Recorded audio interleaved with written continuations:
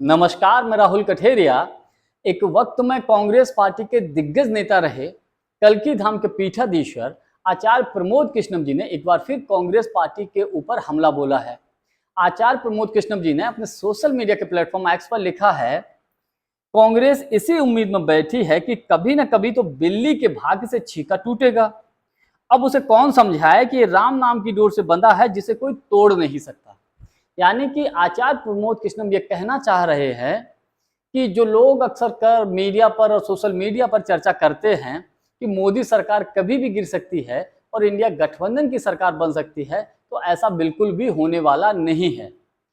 आचार्य प्रमोद कृष्णम जी अक्सर कर अपने बयानों की वजह से चर्चा में रहते हैं।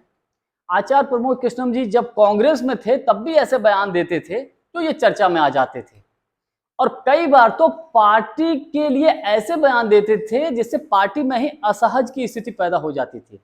हालांकि आचार्य प्रमोद कृष्णम जी को कांग्रेस पार्टी ने बाहर निकाल दिया है पार्टी विरोधी गतिविधियों के लिए, तो कुछ न कुछ तो पार्टी ने इनके आचार्य प्रमोद कृष्णम जी के बारे में सुना होगा, देखा होगा, तभी तो निकाला था।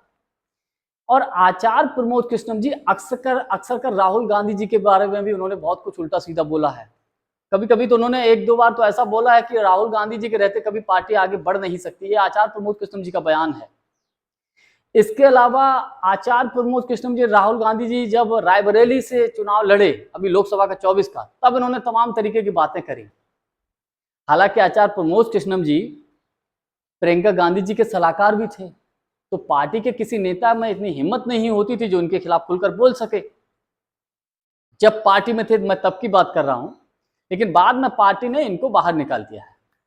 आचार्य प्रमोद कृष्णम जी जब कांग्रेस में थे तब इस प्रकार के बयान देते थे जिससे पार्टी में ही दो फाड़ हो जाए, पार्टी में ही बगावत शुरू हो जाए। उदाहरण के तौर पर मैं आपको बताता हूं, जैसे कि राजस्थान का वो बवंडर आपको याद होगा जब सचिन पायलट जी के चाहने वाले या कुछ लोग ये मांग कर रहे थे कि अब सचिन पायलट को राजस्थान का मुख्यमंत्री बना देना चाहिए, लेकिन उधर अशोक गहलोत जी अड़े हुए थे। लेकिन पार्टी के नेता पार्टी फोरम पर या पार्टी प्लेटफॉर्म पर इस मुद्दे को सुलझाने की कोशिश में लगे थे, पार्टी की टेबल पर, कि इस मामले को किसी भी प्रकार से सुलझा लिया जाए, चाहे अशोक गहलोत जी छोड़ दें या सचिन पायलट जी को मना लिया जाए, कुछ भी हो। लेकिन पार्टी फोरम पर ये सारी कोशिशें हो रही थी। लेकिन आचार्य प्रमोद कृष्णम जी सोशल मीडिया पर और मीडिया पर बयान दे रहे थे सचिन पायलट जी के पक्ष में। यानी कि कुछ बयान तो उनके ऐसे होते थे जो आग में घी डालने का काम करते थे। उस वक्त राजस्थान में कंडीशन ये थी कि कांग्रेस में दो फाड़ होने की भी संभावना थी, लेकिन गनीमत रही। मैं तारीफ करूंगा सचिन पायलट जी की भी और अशोक गहलोत जी की भी, जो दोनों लोग हालांकि बड़े समझदारी से काम लिया, पार्टी टूटी नहीं। अशोक गहलोत जी हालांकि लास्ट तक मुख्यमंत्री बने रहे, बाद में पार्टी भले ही चुनाव हार गई लेकिन पार्टी में दो फाड़ नहीं हुआ। लेकिन आचार्य प्रमोद कृष्णम जी ऐसे बयान देते थे जिससे पार्टी में एक तरीके से माहौल खराब हो जाए। तो मैं ये मानता हूं कि आचार्य प्रमोद कृष्णम जी वो काम करते थे जो भाजपा और आरएसएस बाहर रहकर नहीं कर पाती थी, लेकिन आचार्य प्रमोद कृष्णम जी कांग्रेस में रहकर वो काम कर देते थे। तो मुझे ऐसा लगता है कि शायद इन्हीं कारणों से बाद में पार्टी ने इनको बाहर भी निकाल दिया, और आजकल पार्टी के खिलाफ कुछ ज्यादा ही अग्रेसिव रहते हैं। कोई मौका आता है तो चाहे राहुल गांधी जी हो, पार्टी का कोई नेता हो, उसके खिलाफ आचार्य प्रमोद कृष्णम जी बोलने से बिल्कुल भी चूकते नहीं हैं।